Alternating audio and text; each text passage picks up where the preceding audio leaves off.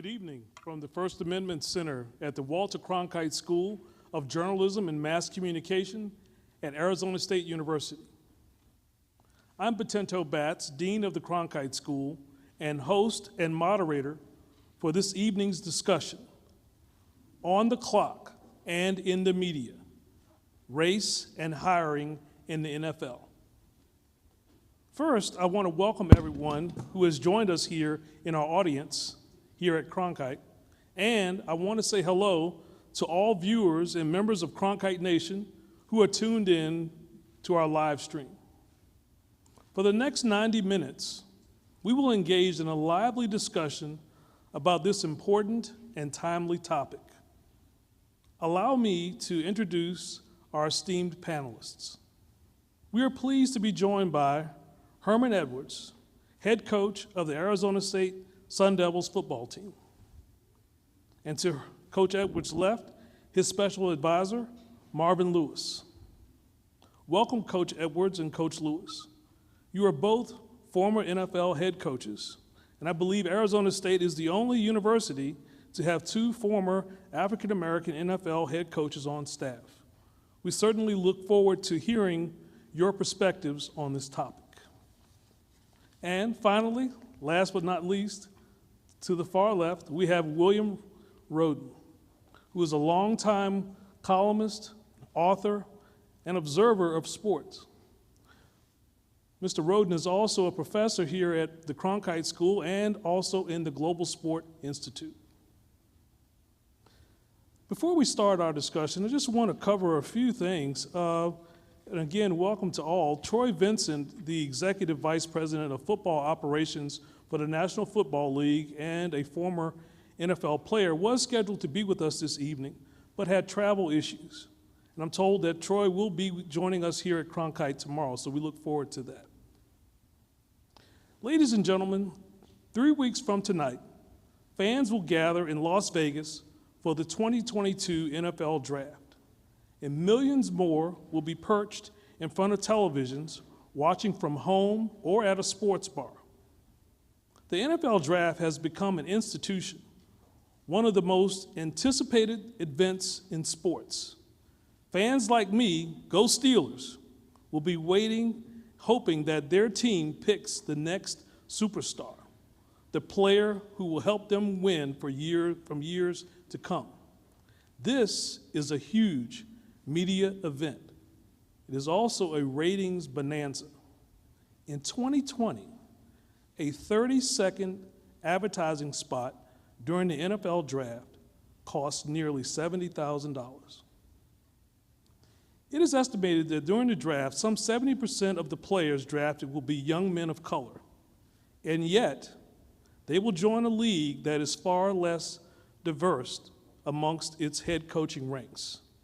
Currently, there is only one African-American head coach in the NFL, Mike Tomlin of the Pittsburgh Steelers. That's pretty stark. So let's get started. Coach Edwards and Coach Lewis, you've been to the top of the mountain with this. Tell me, why does it matter? Why do we need diversity amongst NFL head coaches? And let's go beyond the optics of it. Herm? Well, you know, the world we live in says if you don't flourish in diversity, you cannot grow. And if you look at the National Football League, I was very fortunate. I came in the league in 1977 as a rookie player. And at that point in time, and these young folks don't realize this, there was only 28 teams. And 28 teams in the National Football League, there were only 8 men of color that coached in the league, and none of them were position coaches. That's in 1977, not 1957, 1977. Now, obviously, the league has changed. When you look on the playing field, there is diversity at all the positions, where when I came in the league, it was not to be. That was not the case. So the league has done a good job of obviously, we talk about competition and how we have to compete, and that's all about life. That's all about the American dream. I want to have an opportunity so I can compete. Well, the National Football League has given players the ability to compete on the field, but not in the decision-making when it comes to ownership, when it comes to GMs, whatever it may be, and they've lagged in that area, and that's why we're having this conversation right now. Has it gotten better? It's gotten somewhat better, but really it's hit a point now to where the sad thing about it, this should not be a discussion. We shouldn't have to, this should not be a topic. This should not be a topic in America. We could talk about the NFL, that's great. How about college football? I mean, this thing is deeper than we can imagine, and it takes people that want to feel uncomfortable because of maybe the people they're going to hire to give opportunities to. All these young people in here want to be you. They go to this school to get an education, to have an opportunity when they leave here to be in the broadcast world. This is what they crave to do. This is what this university is about, opportunity. Well, when you look at the National Football League, the playing field, a lot of opportunity, but in the decision-making roles, not so much. And that's where we all look at it and try to figure out, well, what is going on here? And we talk about it a lot, but it really hasn't changed that much. Marvin? I had a little fumble, Dean, so I'm going to get the rest of my mic. Use mine. Use mine. It's working. There we go. Here. There it is. So I think sorry about that, but, I think Herm, again, hit on it very well. When I was coaching in college as a young coach, you look to the coaches in the National Football League, and those are the people you aspire to be like. You want to be like those people, the Tony Dungys, the Denny Greens, and so forth, who blazed those trails. Ray Rhodes, Sherm Lewis, guys who I got to meet as a young coach. And then I met, Herm along with Tony. And so we want the opportunity to have our own legacies to be able to have, just like Herm said about you as students, that you aspire to go and work in the media and to have these opportunities. It's the same thing with young African-American coaches. Now that the whole scope has changed, that it's people look forward, and after even their playing careers now, they aspire to coach. But they also want to coach at the highest level. They want to be that head coach. And so we want to make sure that those opportunities are readily available for them and have those opportunities when they take the steps and they prepare to do that they do have those opportunities and those doors are open to them. So that's why, I think it's important that when you look at something, you want to be able to get from A to B. You don't want to get where that ceiling is always there on top of you. Bill, you've been an observer for a long time in sports and provided commentary about this in your columns. You've been on the Sports Reporters on ESPN, your longtime career in this. What's your observation? It's just a brief program note. Lovie Smith is a head coach in Houston. There's two, and then there's a brother in Todd Bowles. Todd Bowles. Yeah, Todd Bowles just became head coach. But who's and this gets into another issue, the brother in Miami, who just That is a big issue. and we'll get to that later because it wasn't clear that I'm kind of black today, I'm kind of white, but I don't know. Yeah, let's not go there, Bill. See, Steve, you said Bill. So what are you? The San Francisco 49ers said, well, we get draft picks, so you're black today, But this kind of gets into again, I've been covering this issue for decades, and it seems like with a lot of stuff that African Americans are involved in, it's like a gigantic merry-go-round, If you look at generations, a gigantic merry-go-round. You get on a merry-go-round and you go round and round. You may go like 3 miles on a merry-go-round, but when you stop and get off, you really haven't gone anywhere. You're in the same place.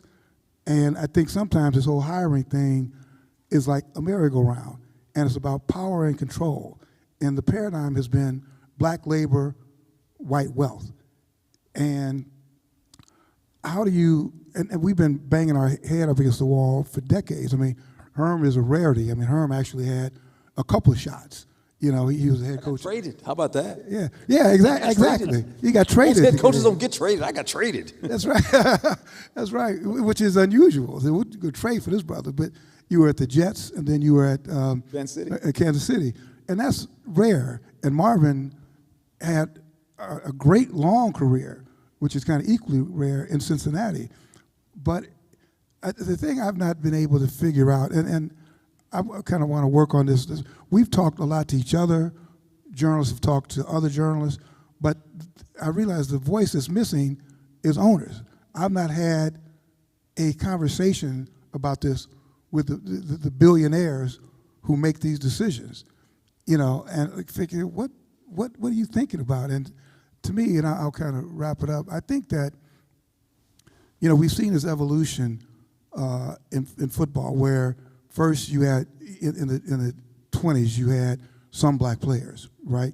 Then you had the gentleman's agreement where black players were banned, right? And then in 1948, you know, you had 2 black players go to the Rams because the Rams wanted to go to L.A. They were in Cleveland. They wanted to go to L.A. to play, and they wanted to use the municipal stadium. And civil rights groups said, no, you can't use a municipal stadium, and you represent a league that's like all white. And so Kenny Washington and Woody Strode got drafted. So what happened? So you had 2 black players. Then you had not stacking, but you had quotas, right? We had quotas. Only 6 black players. Then now here we are in 2022 when almost 70% of the league is black players, but is talent driven. In other words, they can't exist. If somebody wanted to put on an all-white team, it would be career suicide, you know. So where we are absolutely needed, where they have no other choice, whether it's NBA, whatever, they have absolutely no choice, we are overrepresented because there's no choice. But in those areas where it's kind of like a coin flip, head coach, general manager, that's where we're not in the seats of power. And I guess that's where we are today. And I guess we'll talk about the lawsuit because the only way there's been progress has basically been force. So I think that's where we are in 2022, is how can you make people do the right thing? Well, you raised a couple of interesting points there, Bill, and thanks for correcting the error. It's right, Lovie Smith is in Houston. So you mentioned the NBA. Now, but the NBA, nearly half of their head coaches are African Americans.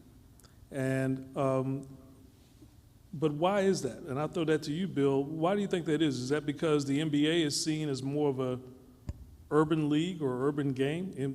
Basketball is an urban game. What's going on? That's a good question. I'd like to hear what you guys think about that too. It's a good question. And I also think the NBA gets a pass.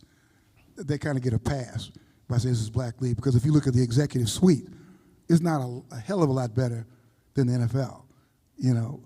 And my thing is that the NBA has been almost 75 to 80% black for almost 3 decades. So you would think if you just extrapolate that talent pool of guys like you were saying who want to be head coaches, there should probably be like 20 black head coaches in the NBA. So, but you asked a great question: is the NBA just more enlightened? Do players? I think maybe players have a greater voice than they do in the NFL. You know, but I'm curious to see what you guys, because you've been in the industry, and is it just because players have more power in the NBA, and you're dealing with fewer people? I think part of it is very similar to why for decades there were very few black quarterbacks in the National Football League. I think it's a tactical thing, the ability, what the perception was of the ability to process and handle and play the position of quarterback. And the same thing is the management element of being an NFL head coach.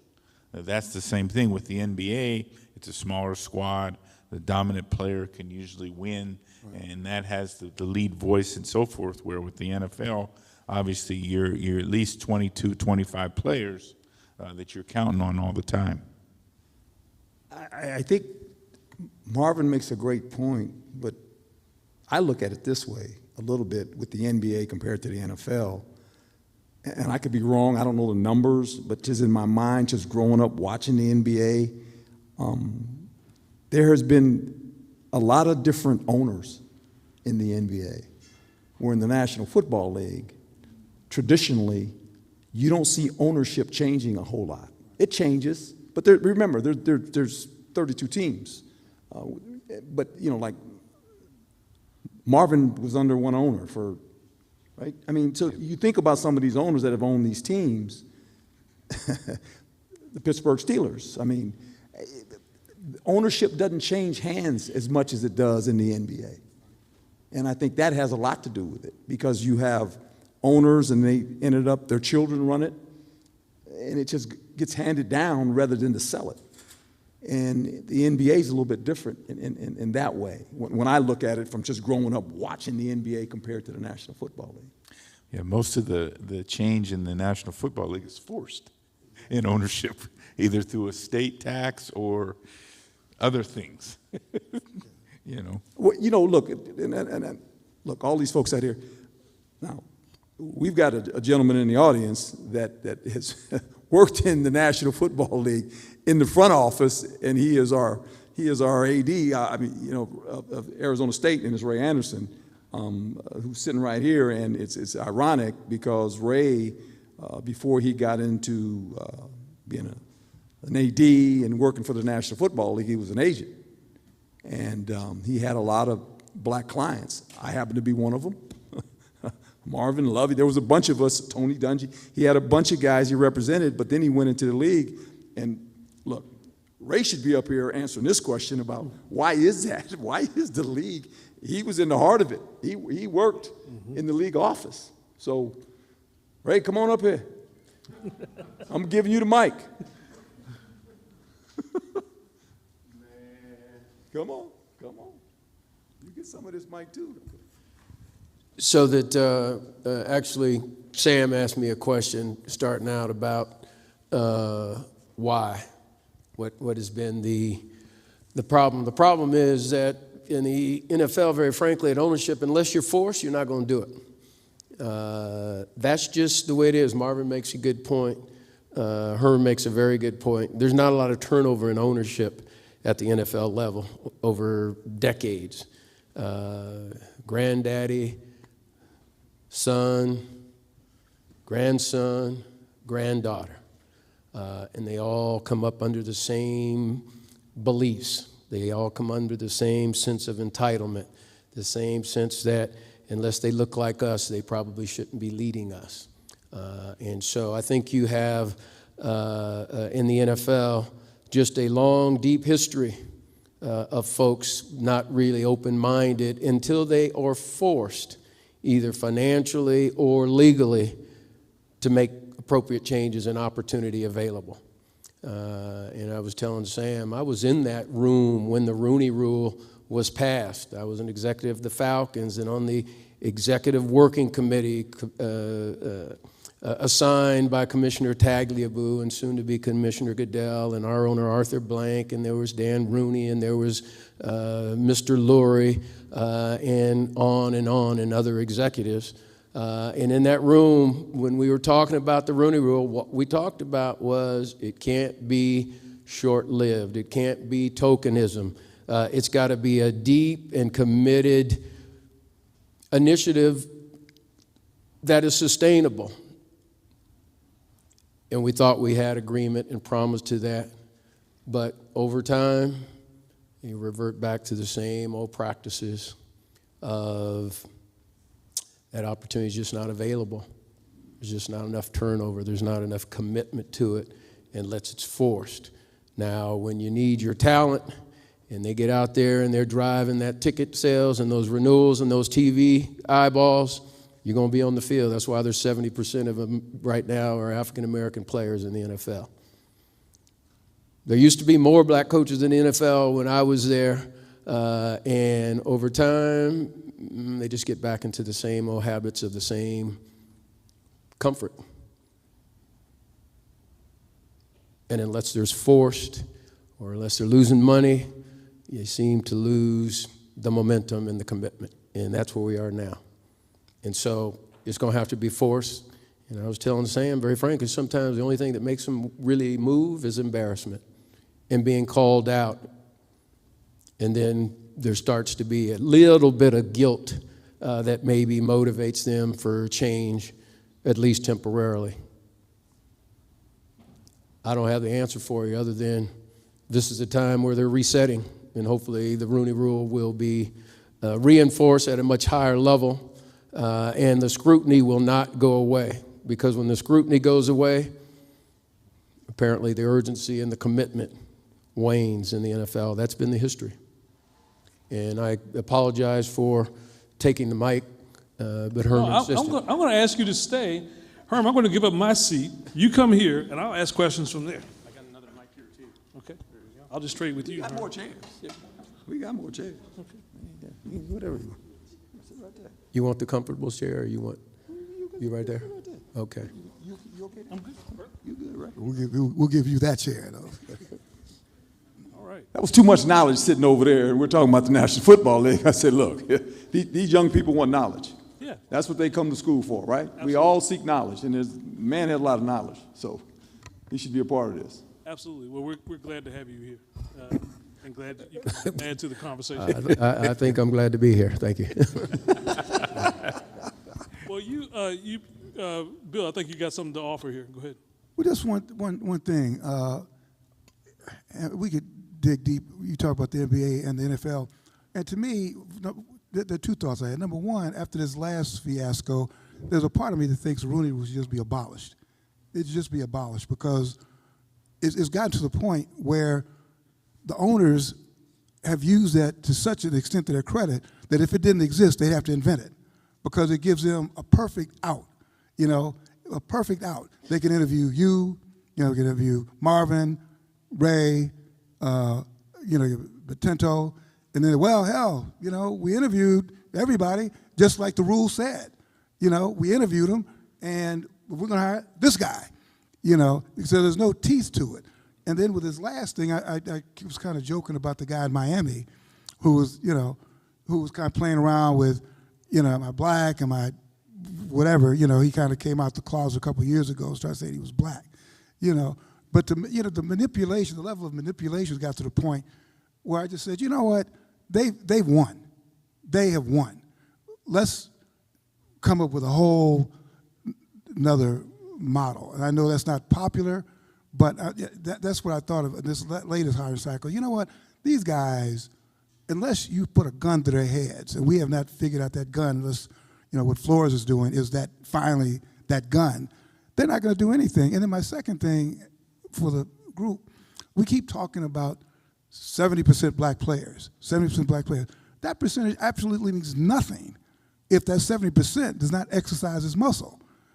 And again, I know that everybody's got something to lose in terms of, generational wealth and all that, but there's got to be some level of sacrifice. If you don't care, if you don't understand why this blockade of against black coaches affects you, when you get into the league, so what I'm saying is that 70%, some part of that 70% has to be vocal.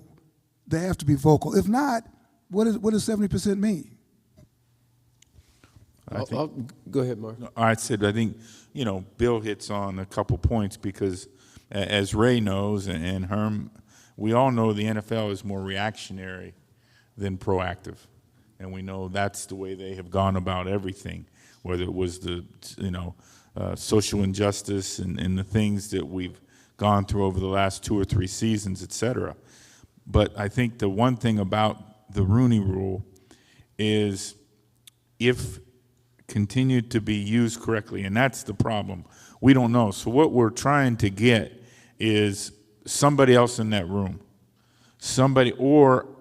Okay, you decided, you interviewed Ray, Marvin, and Herm. Why did you make the decision you made? And feedback.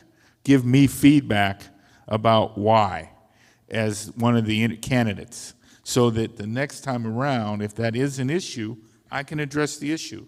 So that's one of the things I know was discussed about better feedback that way to help these young men that are interviewing, these coaches interviewing for positions when they don't obtain the job. And I think that would be helpful. So there's a lot to unpack here. They've made some references to diversity and ownership. I think that there's the Denver Broncos are up for sale now, correct? And it's Byron Allen, who's a media mogul, African-American man, may potentially put an offer on the Broncos, or sort of looking at doing that. But as I am aware, that's really the only case where someone who of color is actually potentially making a bid on an NFL team, because it seems to be a very tightly held group. And I think you need, correct me if I'm wrong, to really be considered for ownership, you need to have some $1 billion in assets to do that. And so that looks to be sort of a high barrier to entry for anyone who wants to get into NFL ownership. And I can't remember the percentage, but you have to have a percentage of the owners vote in favor of joining the club. And before we get a little deeper into that, I'd like to respond to one thing that Bill said about the Rooney Rule. I think they should take the Rooney name off of a rule that now has no teeth, and it's an embarrassment. Mr. Rooney, Dan Rooney, was a real advocate and really meant to have change. And the fact that his name is now continues to be attached to a rule they're very frankly is shameful.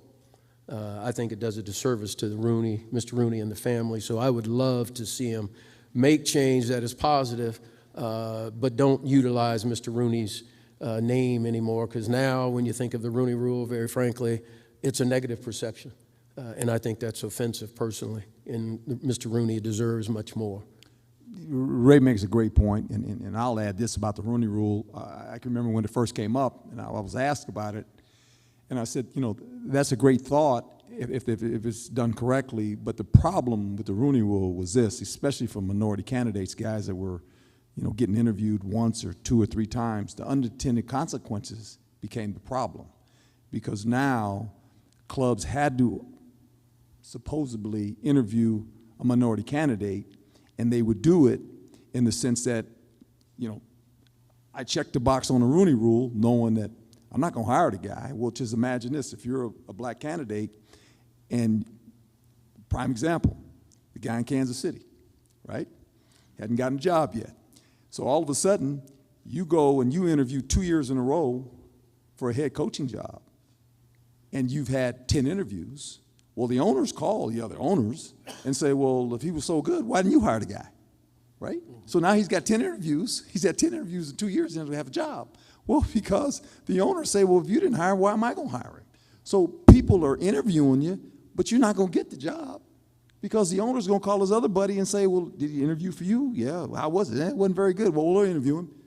Check the box. And so that became the unintended consequences of the Rooney Rule. I think the idea was good, like Ray says, but the Rooney family, when you think about the history of the Rooney family, I mean, they were always up front and took chances. I mean, Joe Gilliam, one of the first black quarterbacks, was with the Pittsburgh Steelers. I mean, so, the Rooneys have always been about that, about who they are and what they stand for, and Ray's right. I mean, it puts that name in a place where it doesn't make sense. Well, everyone knows I'm a Steelers fan until the day I die, so it's good to hear you all talk well about the Rooney family. But so this new addition to the Rooney Rule that says now you have to have someone of color or a minority on the offensive staff. What's that about? I'll go, and then I'll let the rest of the guys go, and I'll just take you back in the time of when Marvin was hired, when I was hired, and before that was Tony. So you're talking in the late 80s, 90s, when you looked at the National Football League and you think about some of the hirings of these coaches, Tony was one. Denny was on the offensive side. But for the most part, when Tony became successful, there were a lot of coaches of color that were hired on the defensive side of the ball. I happened to be one. Marvin happened to be one. Lovie Smith happened to be one. Mike Tomlin followed me in Tampa. When I went to New York, he became one. So there was a hiring of defensive guys. Ray Rhodes was a defensive guy. In that era, there was about a 10-year window, maybe 5-year window of hiring a bunch of minority coaches that were on the defensive side of the ball. And then all of a sudden, this thing flipped where it was, I need a guy that can coach the quarterback, and I want an offense. There wasn't many people that looked like the guys up here that were on that side of the ball. And so that was their excuse. Well, I need a guy to coach the quarterbacks. Well, I need a guy to run the offense. Well, there wasn't many of us doing that. So that was their way for another 10 years to kind of just kick the can down the road, right? Well, that ain't happening. And so it's always one thing after another. They find a way to manipulate the system and say, well, this was the cause of it. So now they've come up with another rule that says you have to hire a minority candidate, can't coach the running backs, cannot coach the wide receivers, has to coach the quarterbacks, has to be an offensive line coach at one of those positions. And if you look at the league in general and you look at those positions on offense, not many men of color coach those positions. So it's kind of interesting.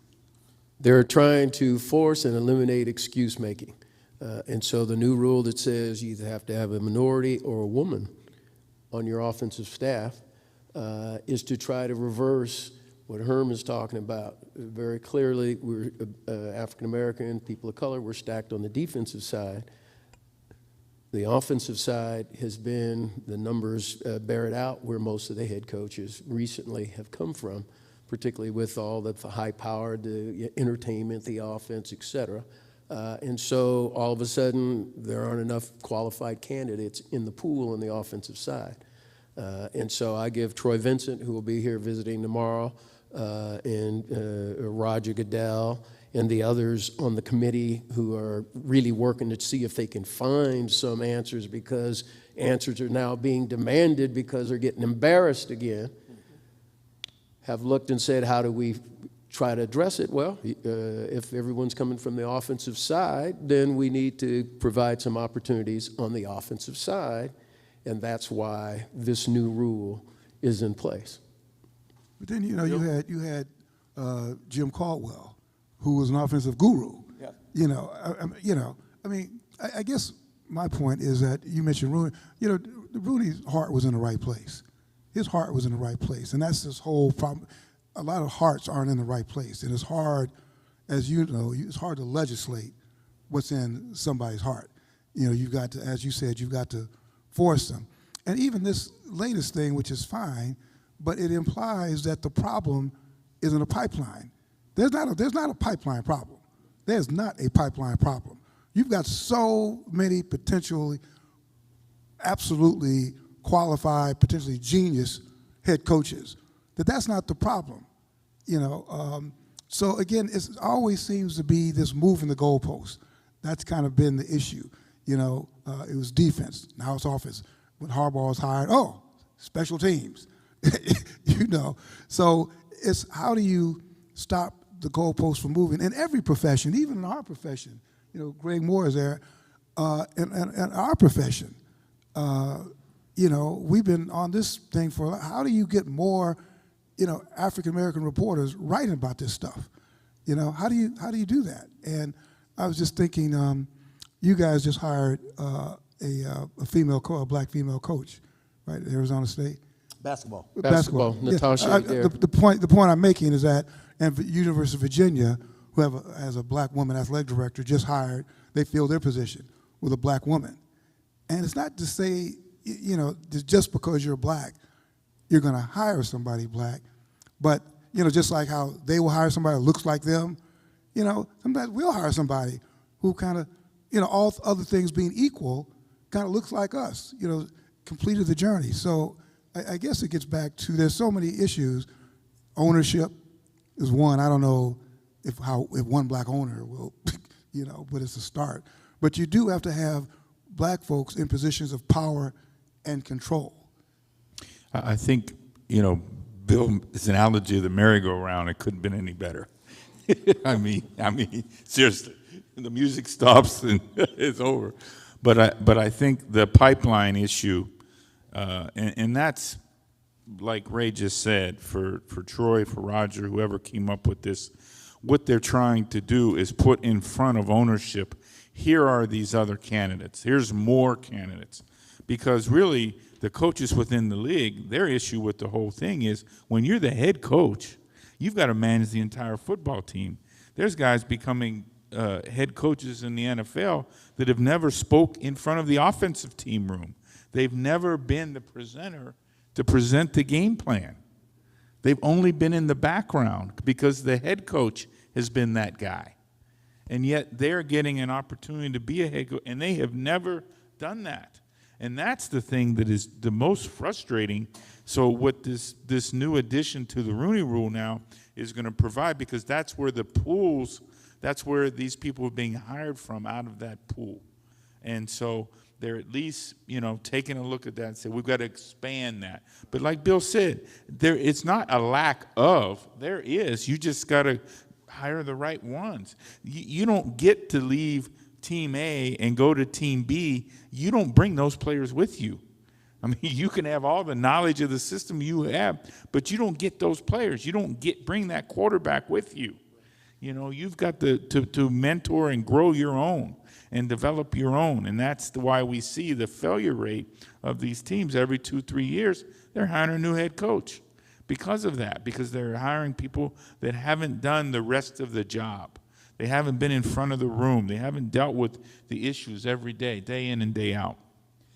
I will say this to Marvin's point and to Bill's point. When you think about you young folks here, I'll ask you this question. Who is in your huddle in life? What does it look like? Let's call it what it is. What does your huddle look like? In other words, what are the 5 people that influence you the most in your life thus far? What do they look like? When you think about ownership, who is in their huddle?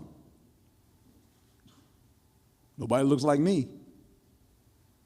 So how would they know I'm not giving them an out, but I'm just saying, when you have a huddle that when you look at everybody and go, oh, we all look alike, and we all kind of grew up the same way, how do you obtain knowledge? You can't. You stay stuck on the merry-go-round, and it goes round and round and round. You folks in life, I challenge my team all the time. Who's in your huddle? Who are the people that influence your life? When you become an adult, like we are, when you look back at your life, who are the 5 people in your lifetime that you consoled in when you had a tough question or you wanted an answer? What do they look like? And you can't grow if that huddle looks the same all the time. You will not grow. And that's okay. That's your right to do that. That's the great thing about America. You have a right. You have all these freedoms and rights. But you will never grow. You will never under the extent and understand the extent of other peoples and other cultures. And that's okay. And you think about ownership, they got a pretty good gig. There's 32 of them. And they really don't care about this conversation or conversations that happen on a national level, because there's 32 of them, and it's going to last for a day or two. And guess what? You're going to turn the TV on, and you're going to watch the games. And you're going to go into the turnstile, and you're going to watch your team. And you're going to watch and cheer. And they know that. They know this. This is not like something new to them. They got a group of 32 of them, and that's their huddle. And they're tight. They're really tight. And when you look at it, well, who's going to force them to change? They don't have to change. They got a commissioner that will go out there and he'll get beat up about, hey, why didn't we do this? Why didn't we do that? And we're getting better, and we're going to have another rule. We're going to add this to the Rooney Rule. I promise you, I'll be long gone. And somebody else will be up here 20 years from now. Maybe one of you folks in the audience will have a mic. You'll be going, how about that National Football League? Why does it still look alike? That's the heart of the problem. And you young folks, you're going to get our age one day. Make sure the people in your huddle, they don't all look alike. Because you can't grow. You'll never grow. You stay stuck on that merry-go-round. And that's the problem with the owners. They don't really want to grow. They don't want to grow. Why should they want to grow? I got a billion-dollar team. Unless they force me to sell it and I do something silly, I'm good. That's the National Football League. I hate to say that. And I worked in that industry for 30 years. For 30 years. It's changed some, but at the end, they just kick the can down the road because it's going to go away. It'll go. This will be hot tomorrow, and people will talk about it. Yeah, Ray Anderson was here, and Bill Rhodes, and Marvin, and the dean, and Coach Edwards was up there. And that was really good conversation they had. You think them owners are losing any sleep? They're getting ready for the draft. They're good. That's the problem. That's the problem. Bottom line. So, this very rarely do I want to challenge the coach, but the coach just gave me no hope. and I'm the hopeful guy. And he's the hope guy. And so here's what I will tell you is that it's frustrating. It's been frustrating for decades. Yes, there's the potential very high that it's going to be frustrating for decades to come. But I want to believe that there are certain owners and there are certain family members of owners who will be in the succession line who will break out of their caste system that they have grown and been entitled to and been beneficiaries of and say, we're going to make decisions based on the best candidate, the best fit, not necessarily based on who looks like me. So I happen to believe that there are some owners with family members. I'm a big fan of Arthur Blank and the Falcons. I know that family. I know the kids coming up. And I want to have hope that when they are called to make a decision, they will make the decision based on who is the best candidate for the position.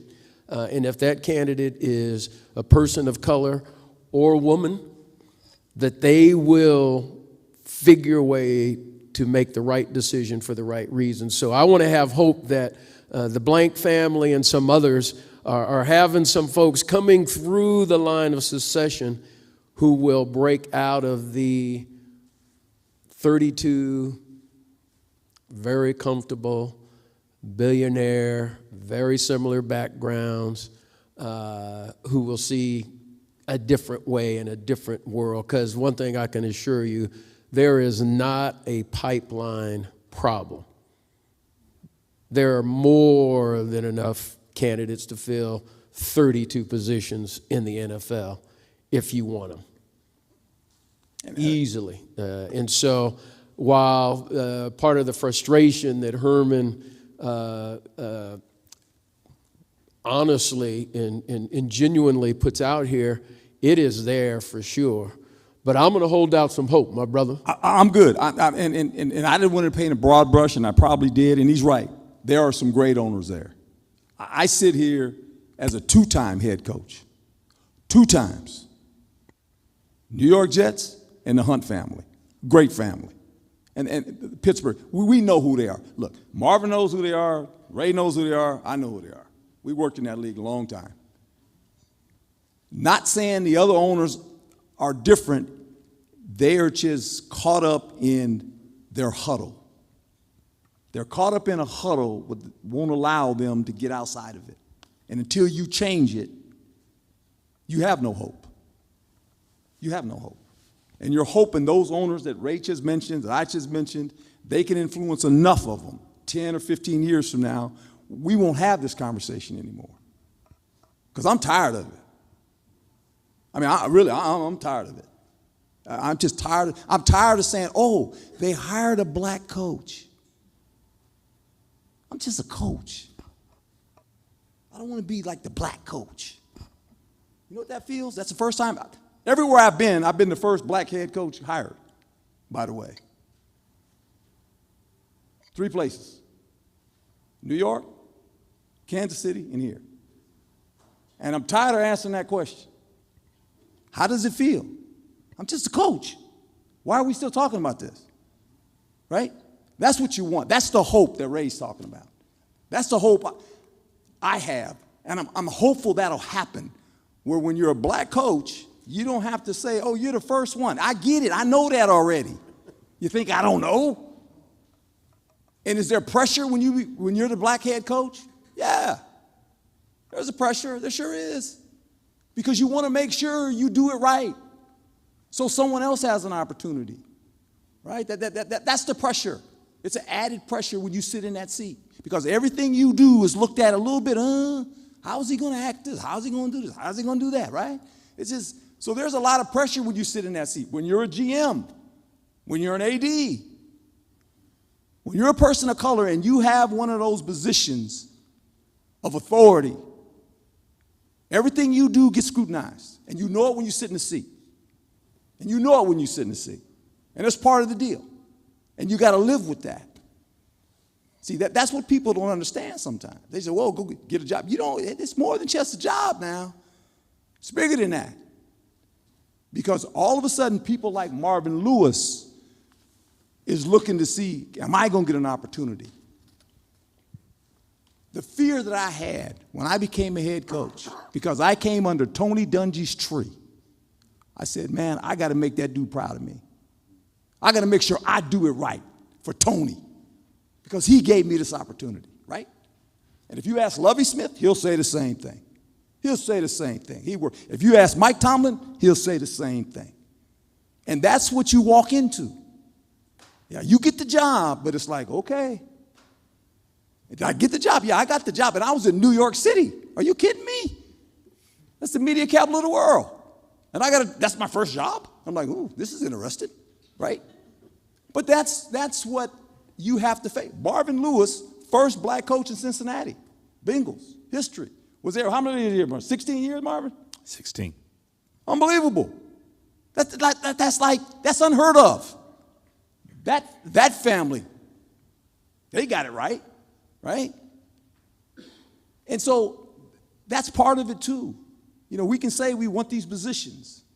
It's great, but all of a sudden, there comes a different, all of a sudden, standard that you feel you have to meet because you sit in that seat. That's hard, but that's part of the deal. And you got to be strong enough to understand that when you take that job. Coach, you're really fired up about this. I'm just saying, man. I'm too old for this, man.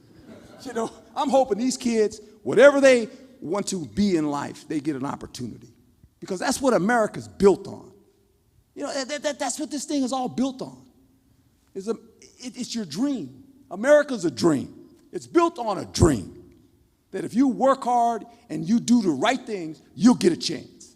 That's what this whole foundation of this country is built on. And we have to sit here and talk about this in sports. It's like, come on, man, really?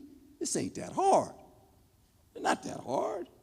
But you got to get people that have a huddle that will allow you to say, you know what? I'm okay with this. Just make sure when you get in a position of authority where you can hire somebody, just make sure you do a thorough job and give somebody a chance. That's all they want is a chance. That's all anybody wants is a chance. That's it. And if you do that, you're doing the right thing. It's not that hard. It's not.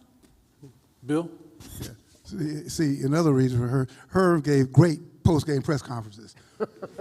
Herm, that was, I mean, he was a great coach. Great post-game press conferences. Must-see TV.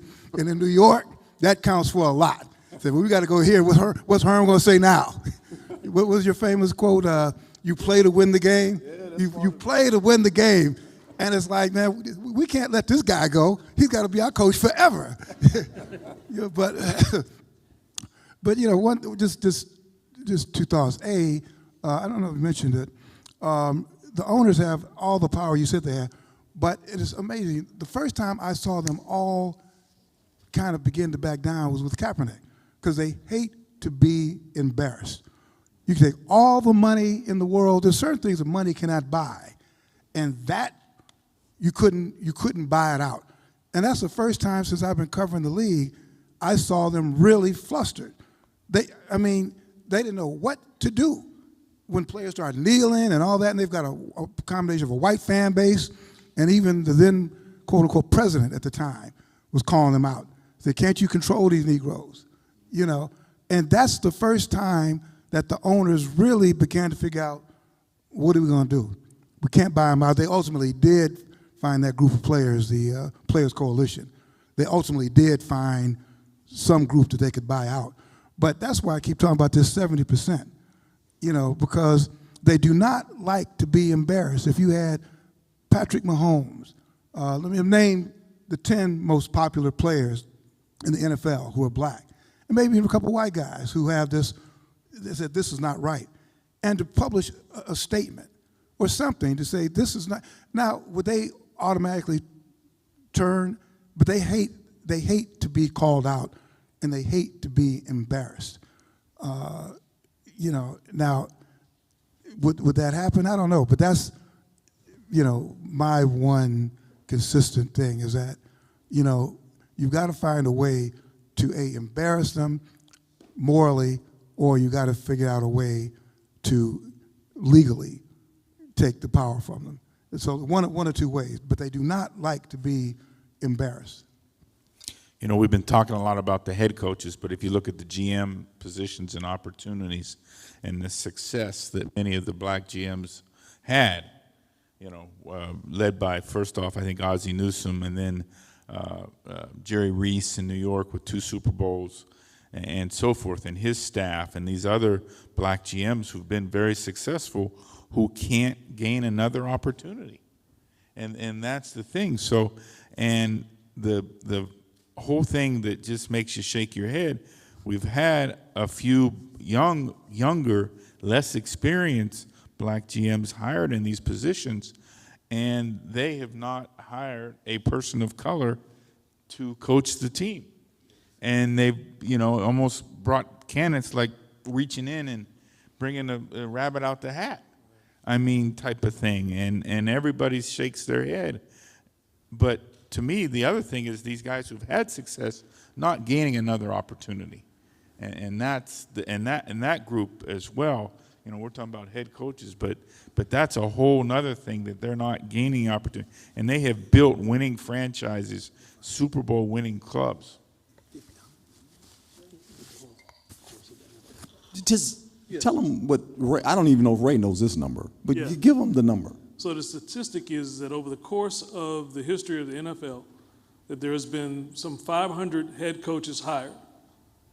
And of that 500, only 24 have been African American. And we've got 2 of them up here. That's pretty stark.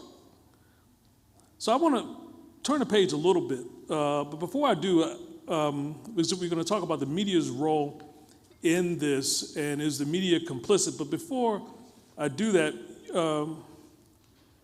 Herm and Marvin, in the roles that you all have played, and I will dare call you elder statesmen in terms of having been in the NFL and been around the NFL for a long time, you all get to do a fair amount of mentoring and of coaches who are up and coming. What advice do you give them about how to navigate the route to the head coaching job? I would, first bit of advice, don't get frustrated. Fact. Number one, don't get frustrated. That it's very important for you to stay on task and continue to be great at the job you currently have, and continue to prepare yourself so that when you have the opportunity that you are ready. And we have a young, you know, and Vance Joseph here, the defense coordinator of the Cardinals, who was on my staff in Cincinnati, who was brought to my attention when he came first in the National Football League as an assistant with the 49ers. He had come even prior to that to visit in training camp. And so I've knew of him and was fortunate enough to bring him to Cincinnati on my staff for a couple of seasons. And so I'm close to him and talking to him, not allowing him to be frustrated with the whole process. You know, he was the head coach of the Broncos for 3 seasons. And, you know, but now has not given another opportunity, has interviewed probably 4 times since and not gotten another opportunity to be a head coach. And so those are the things, you know, you're trying to continue to talk with these men and help them through the process of both preparation to be when you are having that opportunity that you are ready to go. And I think that's so important. Yeah, Marvin makes a great point, and I do think this too. You've always got to remember this. By your actions and how you go about your business, you might not get the job, but somebody following you may get the job and an opportunity. And sometimes you have to realize that. When I became a head coach, there were a lot of coaches that were denied opportunities before I became a head coach that looked like me. And when I would see them, when I was coaching against them, I made sure that in the pregame warm-up, I walked over there and told them thank you because of what you've done to give me this opportunity. Not just Tony, but other coaches that were maybe denied, never got an opportunity to be a head coach, maybe got interviewed, maybe became a coordinator, but never got the bite of the apple. I made sure I knew who those men were, and they had been in the league longer than myself, that I shook their hand and told them thank you. Because of what they did, I had an opportunity to get interviewed. And that's the path you got to blaze. Sometimes you're not going to get it, but you got to make sure you set somebody else up for it. And that's how life works. You know, you might not get everything you want, but you got to make sure that you do things in a manner that somebody else may get an opportunity that maybe you didn't have. And there was a lot of coaches that could have been head coaches in the National Football League before Marvin became one, myself, or Tony, that never got an opportunity. Never got an opportunity. And you should see the smile on their face when you talk to them because they're happy for you. And that's kind of how it works. So we talked about the media's role in this, and we've got to address this because we're the School of Journalism and Mass Communication, and media is what we do. So the NFL, just back in the fall, signed a new media rights deal that's going to bring it some $100 billion between now and 2023. Did you say $100 billion? I said $100 billion. Last time I checked, that's a lot of dead presidents. That's a lot of money that, you know, ESPN and CBS and Fox and even Amazon has gotten in on it now, because the NFL is the most popular sport, and audiences will flock to the NFL. No doubt. So then, is the media, are they complicit in this? Do they have any power to change this at all? Because they're the ones who's paying all this money for the rights to broadcast the games. Ray, you're a business guy. Yeah, who's a business, Ray? You're a business guy. Because they have determined that they want to buy the best brand in professional sports and spend a bunch of money, are they responsible for ultimately the decisions that the billionaire owners make in terms of their staffing? No. I don't blame the media at all. Not the owners of those enterprises that invest to be able to show the content of a really, really good brand. So no, I don't blame the folks at Fox and CBS and Disney. I blame the 32 billionaire owners up to this point who haven't been able to get it right with regard to appropriate opportunities for deserving folks. Okay. Bill, you've used your role as a columnist as sort of as a bully pulpit, and you've been a commentator. You've weighed in on a lot of different issues from a social perspective as well. What do you think about that? Does the media have a role in terms of accountability here? Well, when you say the media, we're talking about two different animals. the media you're talking about that spent the ESPNs, who are paying billions of dollars for this, their relationship to me is like a stepchild, and I'm not even in that. But the question is, which comes first, the chicken or the egg? Would CBS or ESPN say, we're not going to make these mega deals because you're not hiring black coaches? You don't have black coaches, so we're not. And then somebody else comes up, or Amazon says, well, because it's a cutthroat business, we'll do it if you don't do it. So we're talking about a morality here that is absent. That's absent. I mean, right now, the highest value in our society is money. And when the highest value is money, all the other stuff we're talking about, what's in your heart and all that, that goes out the window. People are not making those decisions about morality and the higher ground and all that kind of stuff. So the most I can do, or Greg Morgan, the most you can do is what you can do, which is write about this stuff, But that's, like I think who said it, at a certain level, multi-billionaires don't really care. You only care about what you care about. When something happens that affects the bottom line, then you begin to care. Like, for example, the Flores suit. If it goes all the way through, they may care about that. Or if Biden steps in and says, we're going to look at that antitrust exemption you guys have got. We're going to really start examining that. They care about that. They care about those types of things that could hurt them.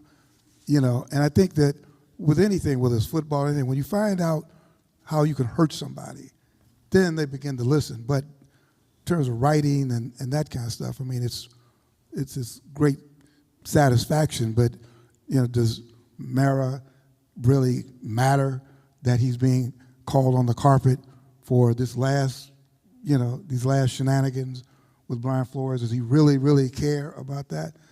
I don't really think so. I don't really think so. So morality is absent from this conversation, I think, unfortunately.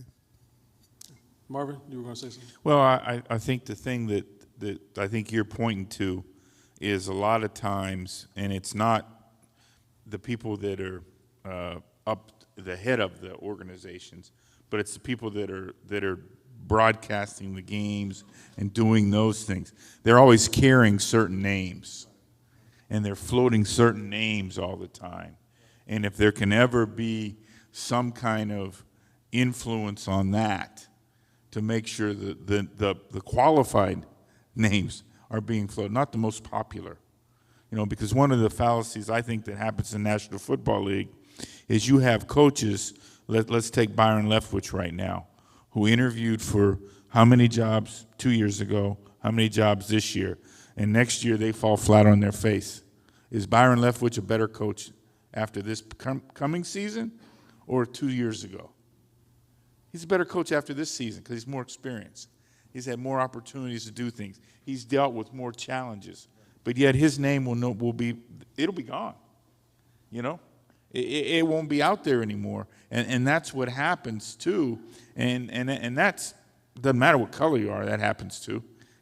Because that's what happens. They keep floating the popular names now, even though that guy's a much better coach because he's been through more. Well, we have to point out also Byron Leftwich is an offensive coordinator. So He's an offensive coordinator. And he won a Super Bowl. And was a former quarterback, was a quarterback coach, and so forth. And given an opportunity to start right here in Phoenix.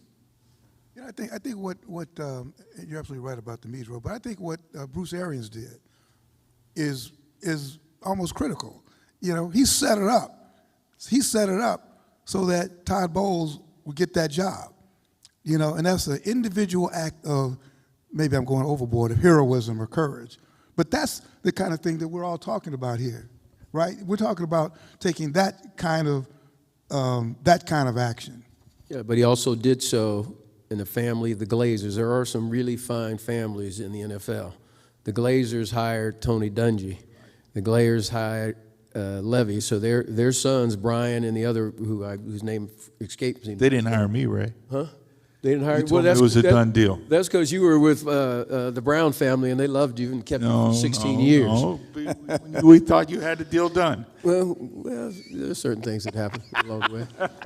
In any event, Bruce Arians was able to set that up, in my view, because he's with an ownership, they're not all the same. And they've had, 4 black head coaches. That's the Glazer family. That's a different one of the 32. And so Bruce Arians got that opportunity because he was in the right family spot. I can name you a few others that if he had been in that situation, not so sure he would have had that success setting that succession up for Todd. Yeah, and Ray makes a great point, because I work for that family, and they are a great family. They hired Tony. But it's kind of ironic with Bruce. I go way back with Bruce. Bruce was at Temple when I was coaching the Philadelphia Eagles, and I ended up working with Bruce later on in my career at Kansas City the first time. Well, Todd Bowles has a connection with Bruce from Temple. So one thing leads to another, and you could almost see that when Todd went there with Bruce, Bruce was going to coach for so long, and he's going to set him up and say, hey, you're the guy, right? And so it kind of worked out. So Bruce had a plan too. And he was the head coach, had a plan, and the Glazers were fine with it. And I would think that they were understanding that Bruce was going to be there for so long, and then that, Todd Bowles could be the coach, and he worked it out, and it worked out good for Todd. All right. Joel Glazer was the other son, Brian and Joel. They go way back in terms of, hey, let's get the best for our organization. Yeah. So before we turn the page, I want to give an opportunity to get some questions from our students in the audience. But the last thing I wanted to bring up is that the news of the day is that we've had 2 other coaches to join the class action suit that Brian Flores has filed. Steve Wilkes, who had been the head coach here with the Cardinals, and then Ray Horton has joined the suit today, alleging racism in hiring. Where do you all think this is going? Ray, you in the front office. I don't. Go ahead, Bill. You're out there in the real world. Quote unquote. It was encouraging to see that. I know I was at an event a couple of weeks ago, and Brian was there, and his attorneys were there, and that was the thing. How many other coaches would join the suit? So this was it's a big deal. I mean, it's a big deal. I mean, he's climbing a huge mountain. He's climbing a huge mountain. I mean, they got Loretta Lynch, to represent the NFL, which is, kind of bizarre in a way, for this black woman who was the first black attorney general to now represent the NFL against this black coach, So it's a huge mountain, but it's significant that they would put their names on it. It would be great if others would put their names on it, active, and again, it's easy for me to say that. Why don't you put your career on the line? Well, you just mentioned it. You're putting your career on the line. Yeah. Yeah. You mess around, get blackballed.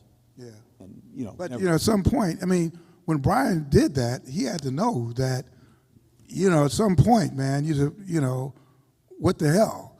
What do I have to lose? And thankfully, there was a Pittsburgh Steelers organization that almost by definition had to hire him. I mean, there you go. They almost had to hire him. But it's kind of like what we're talking about. It's almost like the Underground Railroad. Like there's Tampa, Pittsburgh, in your route to freedom. There are only a couple. Well, New York's one. New York, okay. New York. Well, not the AFL New York, not the right. The Giants. No, not in Arizona, don't discount the Bidwells. The Bidwells have had their opportunities and pulled the trigger on them. Okay, sure so the map. So the map doesn't have a lot of red darts on the Underground Railroad. It has. You got to kind of know where you're going, but you get the point. So, yeah, I mean, I think it's just gonna. I just hope they play it all the way out. I hope they don't do what Kaepernick did when he basically settled. Because a lot of stuff that you needed to know, you'll never know. And with this stuff, I would love for it to get to the point of discovery where we get to find out. Because, how you guys, this hard-proving racism, and I mean, this kind of racism, who says what? And I mean, if not for Belichick, and we don't know whether Belichick really did that on purpose, to kind of screw the Giants, or whether he really didn't know, how to push the text button, But that's the kind of stuff, when you prove like the emails with Gruden, that's when you rarely get a glimpse at the throes of power and how they're really thinking, it opens and closes. So the last thing I'll say, I just hope that Flores' suit, gets more black coaches to join, and that it does not, that he does not settle. All right, let's get some questions from our audience here. I know they've been waiting anxiously with questions, and they're lining up. So we've got about 20 minutes left in our program, so we want to give as many of you all an opportunity to ask questions of the panel. First, I'd like you to introduce yourself and then ask your question. My name is Sam Dayton. I'm a freshman at ASU. I spoke with Mr. Anderson earlier. First of all, it's a privilege. Herm Edwards, I'm a lifelong Eagle fan, so thank you for Miracle at the Meadowlands as well. Thank you, brother. What would you guys say has to occur to enact change in the NFL? You mentioned embarrassment, potentially legal action like we've seen with Flores. It seems like NFL teams have to fall flat on their faces for anything to happen, as we saw with the Washington football team. It had to Nike pulled out, and then all the other sponsors pulled out, and that's when change occurred.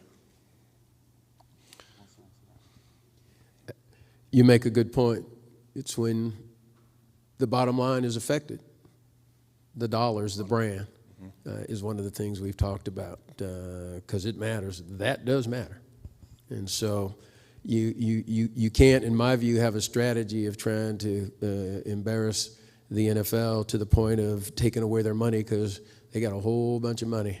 And I'm not sure anyone's got a strategy, ammunition, capability to be able to do that on a consistent basis. So it's an occasional situation. The Washington football clubs was a very unique one.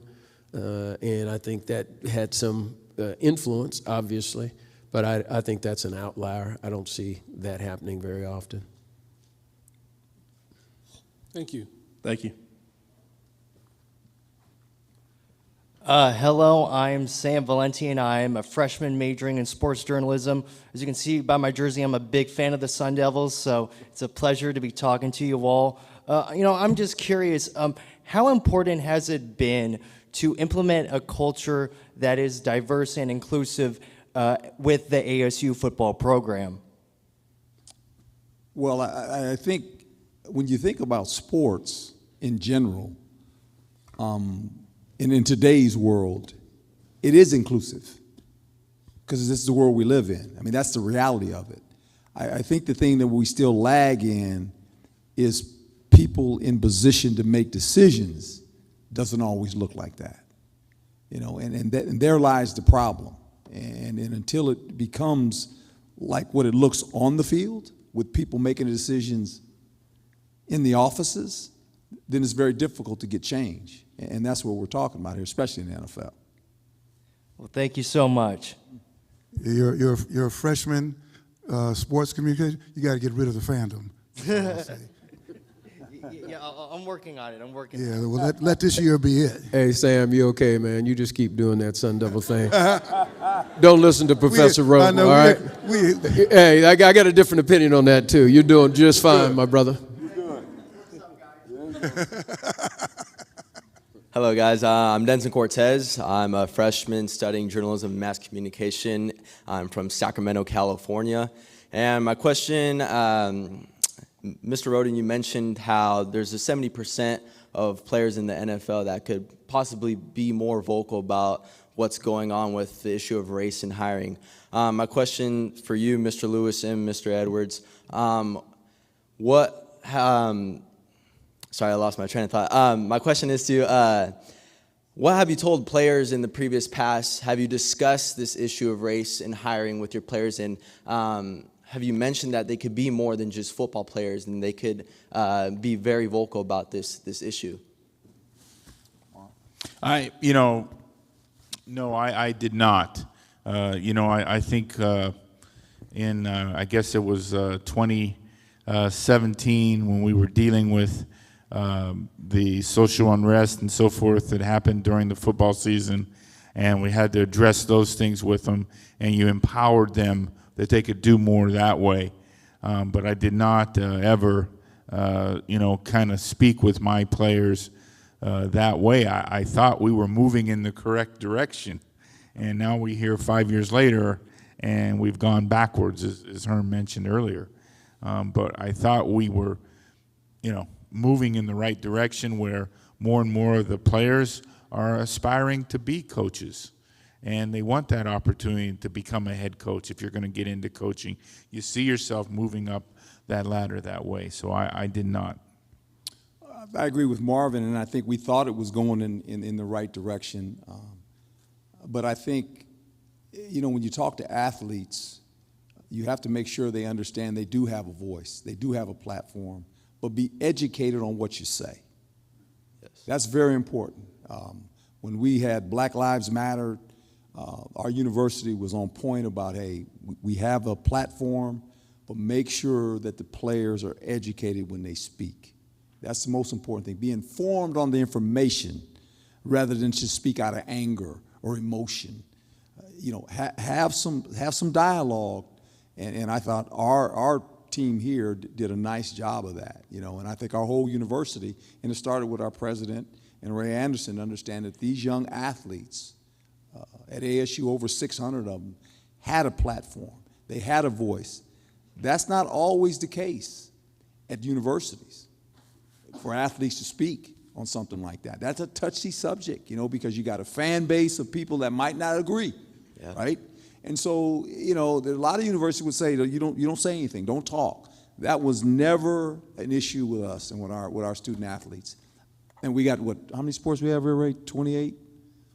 26. And I was proud at our athletes. And when they went to march and they did all those things, I sat there knowing that when I was an athlete, growing up, if I'd have done that, I was out. I was out. You weren't allowed to do that. You had no voice. Throw the ball, catch the ball, tackle the guy. That's not the truth anymore. Athletes, that's just what they do. That's not who they are. And I think they do have a platform if they use it correctly. I definitely agree. Thank you guys. Thank you guys for your time. Great question. Hi, I'm Samir Malla. I'm a ASU graduate student studying sports journalism, and my question is to anyone on the panel, and it's about an addendum to the Rooney Rule and how women are now required to be a part of the organization as an offensive coach, and I wanted to know what your thoughts on that new addendum is. I addressed that a little bit earlier, and I'll just repeat that I think it's a move that Troy Vincent and Commissioner Goodell and some of the folks on the committee who really are under pressure to try to enhance opportunities have determined that people of color and women on the offensive side, because that's the more popular route to elevation and to being a head coach, have determined that we are going to make sure that those positions have more people of color and women represented, so that then you can have more opportunities on the offensive side to move up and, very frankly, reduce excuses from owners that there's not a deep enough pipeline. I think it's a great thing, a necessary thing, unfortunately, but I think it's a forced move that hopefully will have some positive impact.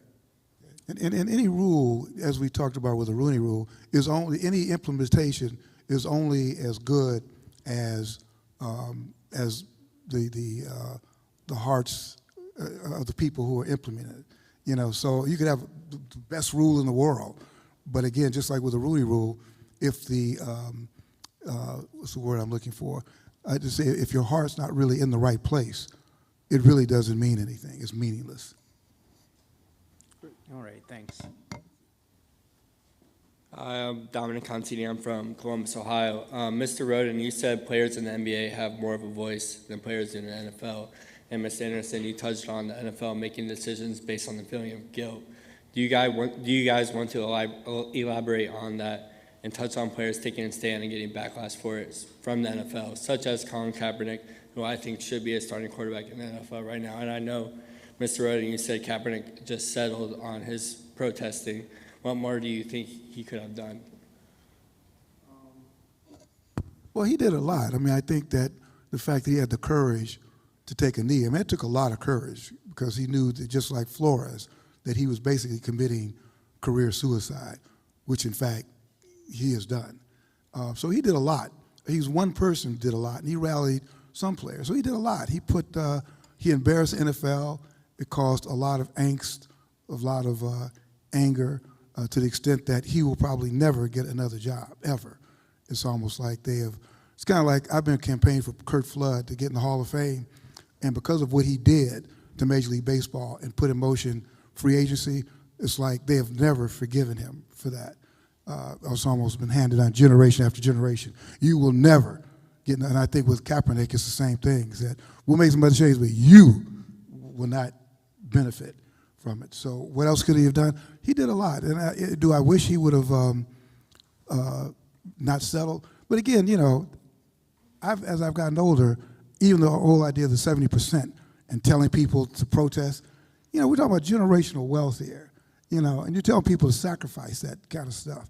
And how responsible is it to tell people, I mean, like you said, Herm, really think about what you're doing, because these people, they're multi-billionaires and they have long memories, and it may not affect you in this life or the next life.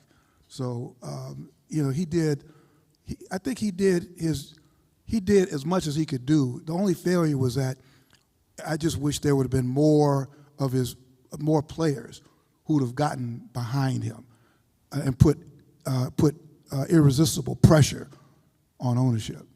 So that's my story. Thank you. Pleasure to meet you, gentlemen. My name is Ruby Aurora. I'm a grad student here. I'd like to challenge Mr. Anderson and Mr. Lewis's thoughts earlier. You guys said, don't be frustrated, and then you were giving thanks to a lot of the owners. But I believe unless you're Branch Rickey, who brought Jackie Robinson into the MLB, that it doesn't really matter if you're a good person if you don't have intent. The Falcons still haven't hired a head black coach, and the problem is, like, you hire one black coach, okay, cool. How long did you keep him there? It's like, let's give them a crumb, they'll be satisfied, let's shut them up, and let's keep it going.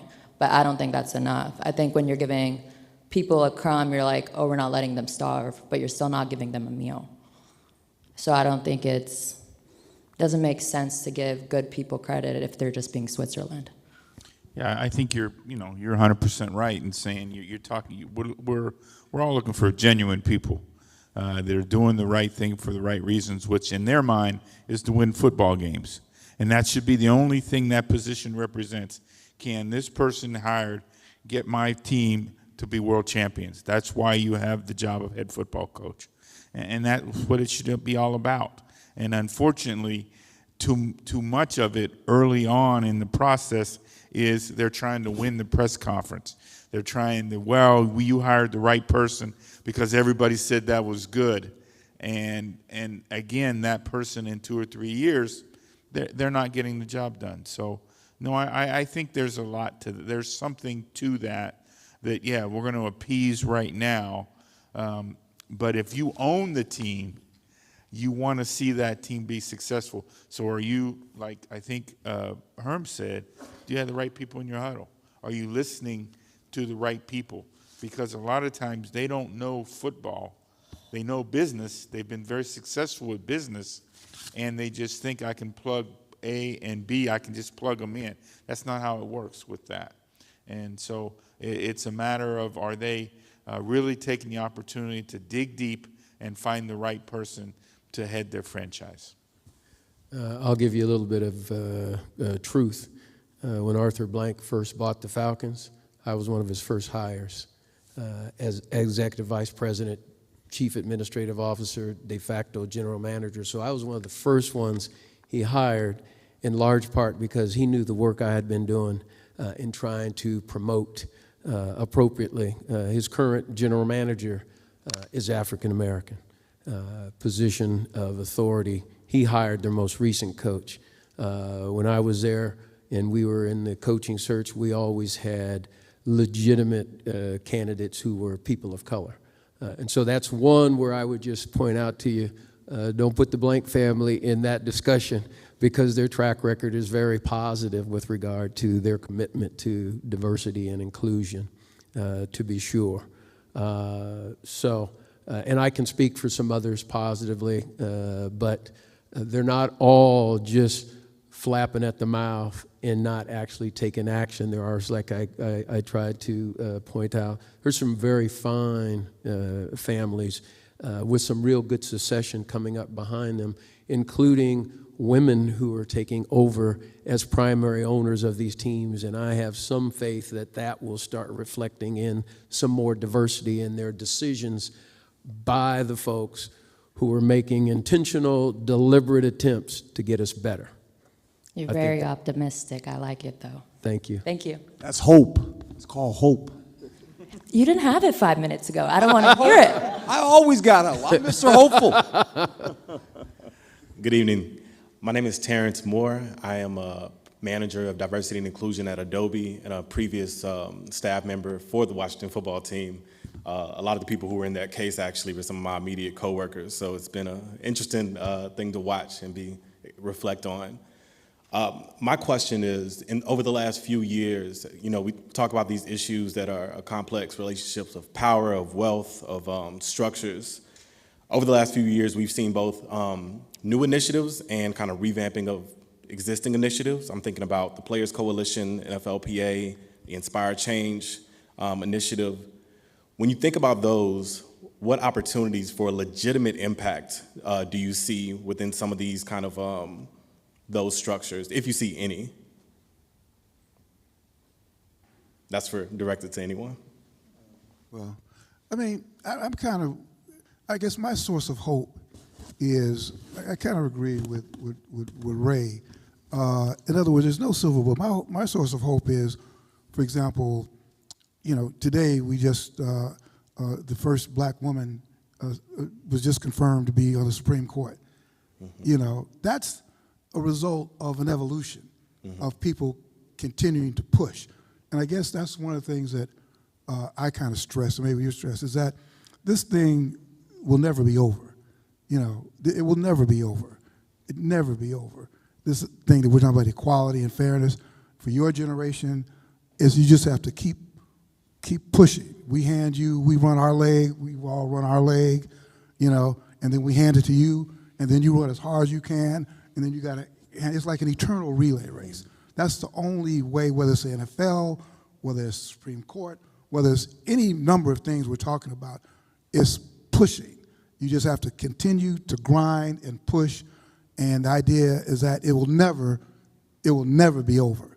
There's no like, okay, we get 4 black coaches. Oh, that's it. No, it will never, ever be over, and that has to be your that has to be your thing. And I agree with Ray, is that we've all seen progress from when you entered the league, from when I started studying the league, from 1920 something to now. Imagine being a brother playing in the NFL in 1920, or being a journalist in 19. I mean, some stuff was just not even on the record. I mean, you couldn't even conceive of having a league that's filled with black players, or even having 3 black coaches or general managers. It wasn't even in the realm of possibility, but because people kept fighting and grinding and sacrifice, we are where we are. And I think that's going to be the thing in the next 40 years, 50 years. But your mentality has to be, this will never be over. Thank you. Thank you. Hi everyone, my name is Tanner Capolini. I'm a sports broadcasting major here, and I want to say thank you all for coming. My question is to Mr. Edwards and Mr. Lewis. So the NFL takes a lot after the college game, like the type of offenses that are in there. So if the college game gets more inclusive, do you think the NFL will take after that, or does the NFL have to be the leading, example in fixing this issue? Well, when you think about it, college is the lifeblood of the NFL when you really boil it down to far as athletes. The college draft is going to happen this month due to the NFL, right? And the NFL is going to pick college players. When you think about college institutions, how many Power 5 schools are there, Ray? 130. 130. Something like 130, 38. Power 5. That's just college. Power 5. There's more than that. It's just football, right? So when you think about it, no different that the NFL looks at college football players to draft, right? College has the ability to put coaches in position that NFL coaches will want to hire, right? So it starts in college, to be quite honest. I mean, when you look at the college, how many black head coaches are in college? In the Pac-12? 4.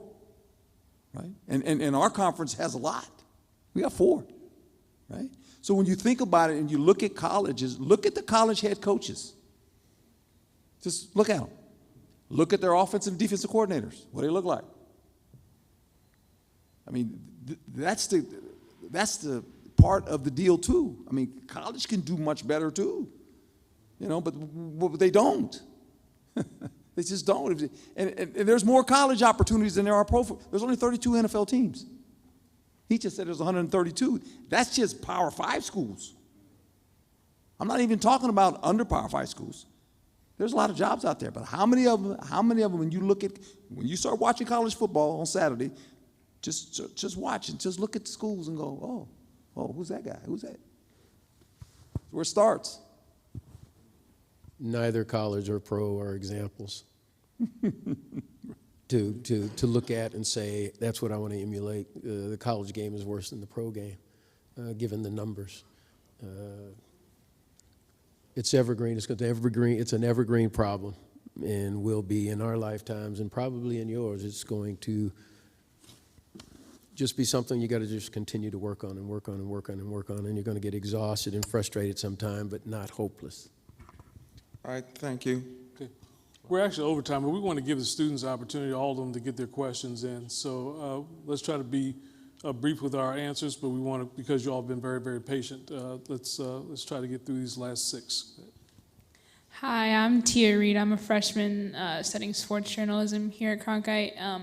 I know we've been talking about some of the challenges, but my question is, what does it mean for you all to be in positions of power that you are, being your authentic selves in all of your blackness, and showing young students and young athletes that it's possible to achieve at such levels without having to compromise who you are?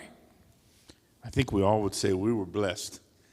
We were blessed by the people that came, that helped us, that mentored us, that showed us the right way, and we feel that obligation to continue that, to help uplift and bring people forward, bring young people forward. So at least that's, how I feel about it. I'm blessed to do that and take every opportunity you have to help uplift, other young people.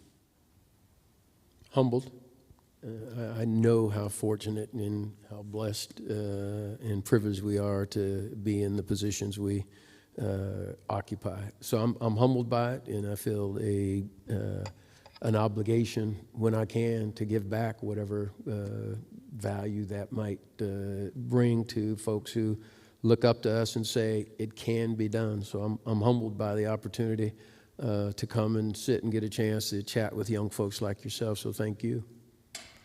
Thank you. I would echo what Marvin and Ray have just said, and what Ray said earlier. Hope. And I'm not kidding, hope. It's because, life is about hope. It's about when you look at people, I got a chance. I'll get an opportunity, right? And that's what this thing's all about. And it's always been about that for Marvin, for Ray, and for myself. And we've known each other for a long time. And it's always been about, can we bring other young people along to give them an opportunity? Because that's your legacy is in your life, is the people that you bring along and the people you've mentored to have some success. And you want to give them the ability to do that. And that's part of our job description, to be quite honest. Thank you. Good evening, gentlemen. My name is Caleb Campero. I'm a freshman here at ASU studying sports journalism. And my question to all four of you is, what knowledge and wisdom can you give to us, the younger generation, in terms of breaking our huddle and going out and, in football terms, looking across the line of scrimmage and trying to almost create a new huddle, because I think that is really important in kind of breaking the ceiling and breaking that merry-go-round. I'll give you a short answer.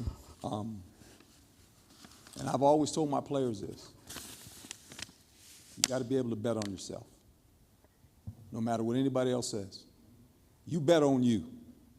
All you young people in here. Whatever you want to achieve in life, you got to make sure you got to look in the mirror and look at the person you're looking back at, and it's you. You got to bet on you. And don't go by what other people are telling you or what they're going to say, because they're going to try to discourage you. But you have to have the ability to bet on you. And until you're willing to do that, you always get caught up on the merry-go-round.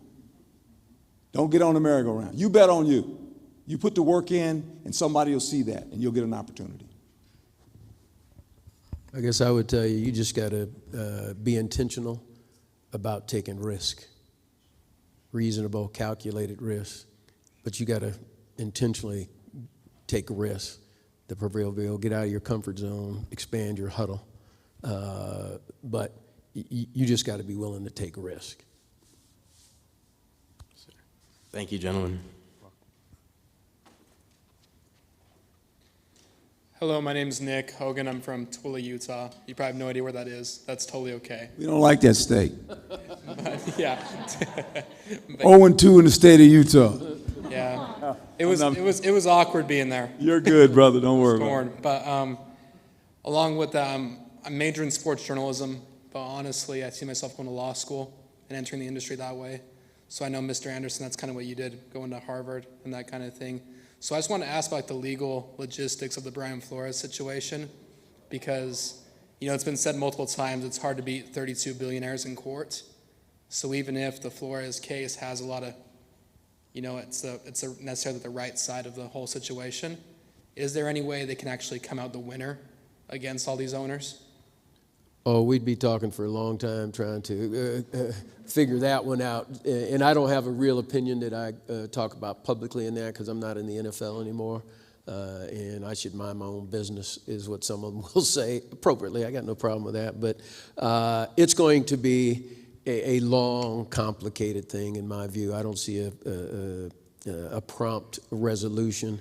To Bill's point, I think they will gather additional plaintiffs to try to do a class action. I think additional coaches will ultimately join the fray. I don't know if there's a time limitation on when they have to do that, if there is one put on them, but it will be a long, drawn-out process. The owners have a lot more money to essentially spend on attorneys, but I think there's enough interest from the public sector that Coach Flores and other class members won't be driven out of court for lack of financing. There will be enough lawyers being paid and earning fees for a while before this thing is resolved, but it's going to be complicated. I have no idea how it's going to end up.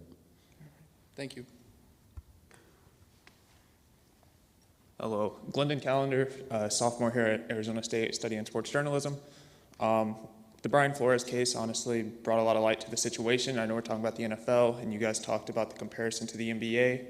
Do you think with other leagues like the MLB and NHL, people should step up now and join the situation, or if we will see more Rooney rules put into place for when the time comes for these leagues as well?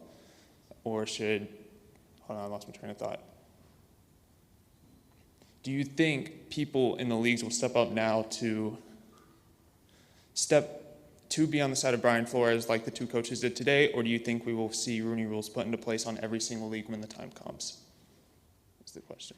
Well, I would imagine that the other leagues also are very concerned about get into situations with diversity, whether it be whatever it be, for staffing and so forth. I'm sure that's important because such light has been shined on it. So I would imagine that they're take a look at their own policies as well, so they don't get into those situations. As far as other coaches and that, joining the suit with Brian. Again, I think it's a matter of, I think it's individual to the person of what happened, what is your situation? And do you honestly feel in your judgment that you should? Thank you. Oh, perfect. Hi. My name is, that's really loud. My name is Kenji Ito. I am a sports journalism major. I'm a junior here at ASU. So for Coach Edwards and Coach Lewis, you guys are fantastic coaches.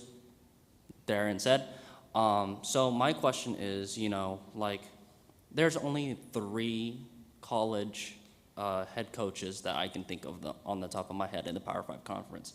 Obviously, Coach Edwards, James Franklin from Penn State, and the Stanford head coach. David Shaw. Yeah, but there's a lot of diversity in the assistant, the subgroups of coaching in college football and the Power 5. So do you think ever in the future, it's ever the tables will ever turn where it's more diversity in head coaching and then the same diversity in assistant coaching as well?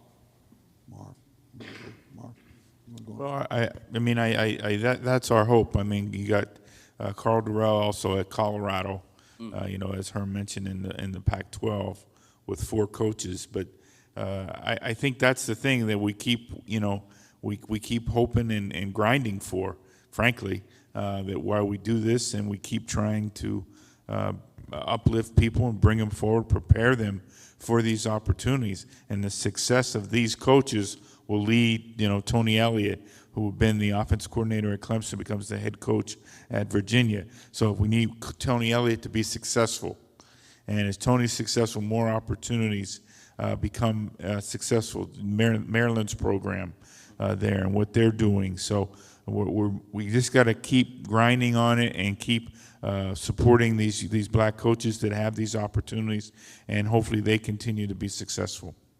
Well, to play off of Marvin's comments, I think in that situation, you got to have a president that's open-minded and an AD. Because at the bottom line, they're going to do the hiring, and that's how it works. It's who's in your huddle. I go back to the huddle. Who's in your huddle? The people that influence you to make the decisions. And college is a little bit different than obviously professional football because you got boosters and you got people that want to be involved. But at the end, it'll be the president and the AD that says this is the candidates. This is who I'd like to hire, and that's what Ray has done here. He's had the ability with the president to decide on people that fit this program, that fit the culture, whoever it may be, and go, this is what we're going to do. And so it's going to take that. That's how change happens. When you have people that can make the decisions, don't sit in a little box and go, you know what? Let's get outside the box. He said it, risk. Mm-hmm. Sometimes you got to take risks. Absolutely. Right? Yeah. Hey, thank you so much. Mm-hmm. Hi, I'm Jack, and I'm a sophomore at Cronkite School, Jack Orleans. And I was just wondering, and this is addressed mainly at Herm, but also everyone, because Herm's the one who said it. I feel like some things become common without ever truly being normalized. I feel like something's become common something's become common while always feeling like a degree or two of contention. And just for my own advice as a South Asian person, how do you replace, once you get over the patronism being called the first black ... how do you replace that patronism and keep it from feeding into fearing that you'll be the last? Well, I think that it starts with your ability to understand that sometimes your ability to try to achieve something, you might not get to the top, but do you open enough doors to allow other people to follow you, right? How many doors will you open for the opportunities for other people? Hopefully you get to where you want to go. Us 3 men, look, all of us 5 guys, there were probably people that were well-educated, had great intentions, never really got where they wanted to go. but they opened enough doors and enough eyes to say, let these other guys have opportunities. And that's what it's about. It's about the opportunities that you may not get, but that you may open the door for somebody else. And sometimes when you're young, you don't look at that because it's about me. I get it. But it's really about you, but it's about how many doors will you open along the way for others to follow. And in that case, how do you keep your successors from feeling that fear? Excuse me? How do you keep your successors from feeling that fear? By doing the right thing. And you can't worry about what people are saying or thinking. Because if you do that, then you fall into the trap of, guess what? I'm going to give up. It's not going to happen for me. You can't do that. Bet on you. Can't say it enough. Just bet on you. And do as much as you can and do it as hard as you can. And then you better live with yourself. One thing you can't do, you can't quit. Life's not about tapping out. You can't tap out. That's not an option.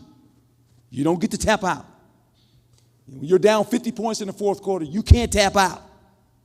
You ain't going to win, but you ain't tapping out. You're going to play. You decided to do this, you can't tap out. No matter how hard it is, no matter how you don't worry about it. You cannot tap out, man. You decided to do this. You got to stick through it. You got to go do it now. You know, and that's the hardest part about life. Easy to tap out when it gets hard. Easy to throw my hands up and say, why me? No, can't tap out. I tell people this all the time. You choose your profession. It doesn't choose you. And it's never easy. It's not easy. Life's not easy. Tell you another one. Life ain't fair. Life ain't fair. It ain't never going to be fair. And whoever told you that is giving you a fairy tale. Life ain't never been about fair. Life's about this. You bet on yourself and you don't tap out. And then you can live with yourself. And that's what matters the most at the end. Coach, you make me ready to play ball. After about 8 o'clock, I go to bed, so I get a little. All right, let's get our last question. Thank you so much. Good question. Hello. Oh, sorry. It's okay. I was not going to let myself just sit there and not ask a question, so I came up here. My name's Lana Hambro. Very nervous. From New Jersey. Big fan of yours, Mr. Edwards. Yes. Being a female sports journalism major, with the new rules being put in place, what is one piece of advice that you would give a woman entering this male-dominated industry? To get advice from another female Woman. who has had the same experience like Paula Bovin. I mean, I'm serious about that. She has walked the walk more like you will walk than any of us have, more than Mr. Roden has had. Certainly to a degree. As a man of color, he's had some difficult roads, but my advice would be to seek out your professor who is here, like Professor Bovin, and get a session with her and pick her brains, so she'll be able to tell you more than all of us collectively will be able to tell you in terms of some practical advice. But bet on yourself and be willing to take some risk and be very prepared to be uncomfortable. I would say probably the female media people are very willing to share. And, you know, I have different friends who are in that industry. And I know anytime someone's approached me and they're more than happy to share and help, you know, share their story and their path. So I'm sure she's very willing to do that. And by the way, don't sleep on, there are a lot of males who will be some of your greatest allies and greatest champions. So I think, you look at women who've done what you've done or doing what you want to do, but there are going to be a lot of people who don't look like you, who are men, who are going to be in your corner and who will open doors. So I'm gonna share this with you, young lady, and you're not gonna believe it. You think I'm making this up, and I'm not. In 1977, now you guys weren't born. I know it's a long time ago, you think it is, but it's really not. I was a rookie in the Philadelphia Eagles. In 1977, before 1977, women reporters, when the game was over, could not come in the locker room. Could not come in the locker room. They had to stand out in the hall, and the players were in the locker room with all the media people. And then when you got done, if you had a woman reporter, you had to go outside.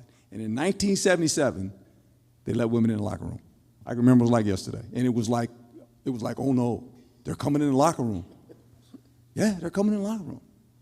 And it was like, are you kidding me? And I sat there and went, what's wrong with them coming in the locker room, right? But think about that. As a woman, you did everything a man did. You watched the game, wrote about it, now you want to interview the player. You could not come in the locker room. You stand outside. The player had to come outside the locker room. That's the truth. So you're going to be fine. You'll be just fine. Thank you all. Well, that concludes a lively discussion. As dean, I'm really, really proud of all the questions that the students asked. They were very, very insightful, well-informed questions. I think you all challenged our panelists here, and these are people who've really been through all of it, and so I think they've seen it all, been asked lots of questions before, but I'm really proud of the questions that the students asked tonight. I want to thank you all. Thank you, Herm and Ray and Marvin. Sorry about crashing your panel, man. No, I mean that's fine. You can crash this. You really added to the conversation. No, you got too much. You had too much knowledge to let you sit over there. I was not going to miss an opportunity to hear from my colleagues, my longtime friends, and you, Battinto. So thank you, and thank everybody in the audience for indulging me as a last-minute add-on. Well, they've been after me all year to get Herm over here. So we're here. You guys got to do me a favor. You folks got to do me a favor now. Saturday at 7 o'clock, not one, bring 2 friends, come to the stadium and watch the scrimmage Saturday night. That's all I'm asking. Just, you'll enjoy it. And I'll leave it at that. It'll be on television, too, so you can wave at your mom and your parents and say, hey, you can have a sign. Just come on over and join us. We'd love to have you folks out. Great. All right. Well, look, thank you all for being here. Thank you to our thanks to our audience who tuned in to the live stream, and we appreciate it. So.